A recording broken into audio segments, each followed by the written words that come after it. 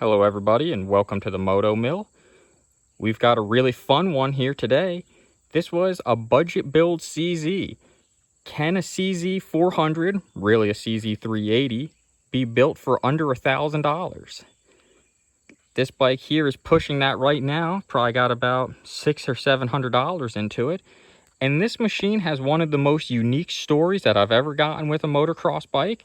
Now, I don't want to go too much into that because, a lot of times when you're getting machines, they all come with fantastical stories. But I'll tell you the story that I do know to be true about this bike. So about 8 years ago, I was going through the York swap meet, and I had several CZ125 engines at the time that I was leaving with.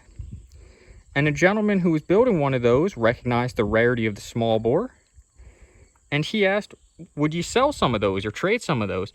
And I was interested. I only had one CZ125 at the time, and I had about 5 motors. He pulled out this machine, had no wheels on it or anything. It was strapped to just, a pallet on wheels. And I swapped with him, and it was the roughest CZ that I've ever been around. It looked like it had been on the bottom of a lake for, I don't know, 30 years or so.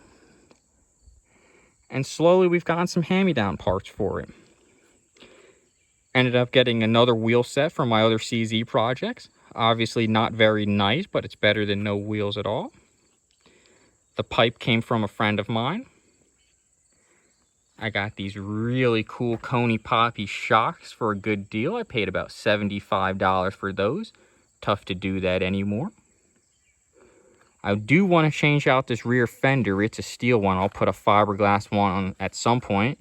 These steel fenders are getting rare and rare. Somebody will probably swap me at some point. It's got that fiberglass inner fender, not in the greatest shape. Same thing with the fiberglass seat pan. Will probably behoove me to change that out at some point. But if you're noticing the really cool gas tank on this machine, it's because that's not a production item. That's not an aftermarket item. That is in fact a factory works item. So often nowadays, people in the vintage motocross community will use the word unobtainium or works, and it's almost losing its value just because it's so watered down anymore. This gas tank, though, is the true, real deal. You can see it's got the trench for the belt. Obviously, it doesn't have the belt holding the tank down at the moment, but it's got the trench so that it would just fit a little more flush. The production CZs in these years had big, heavy steel tanks. And even when you compare this to the later Falta, it's noticeably different. This one here was obviously hand forged. Those later ones are stamped aluminum. Now, this one has been re-welded up near the front. And if you look down the sides of the tank, you can tell that it has had a rough life. Had a lot of damage in the knee areas just from probably tight squeezing. Doesn't even necessarily look like fall damage, just tight squeezing.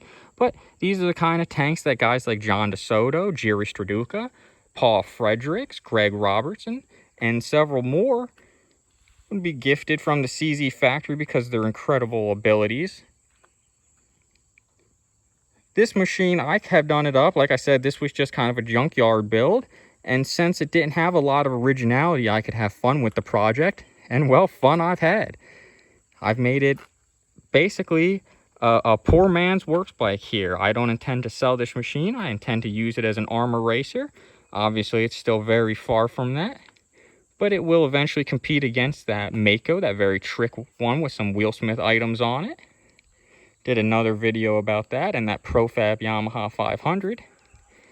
If you guys want to see more content about this budget build very trick CZ, please subscribe to this page and check out some of our other videos. We're going to be making a lot more content.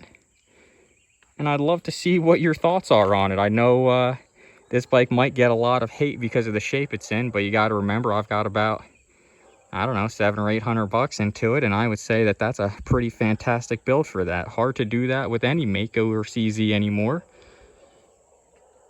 And this one here, having the cool gas tank and a lot of trick parts on it, makes it extra special. That's why, to me, this is probably the most special CZ I've ever had. It's just because I completely saved it from the junkyard and built it into something that I can really be proud of. Everything on this bike is essentially period correct. I might swap out that Mikuni carb that's just kind of mocked up in place. I'll probably put a Bing on it at some point.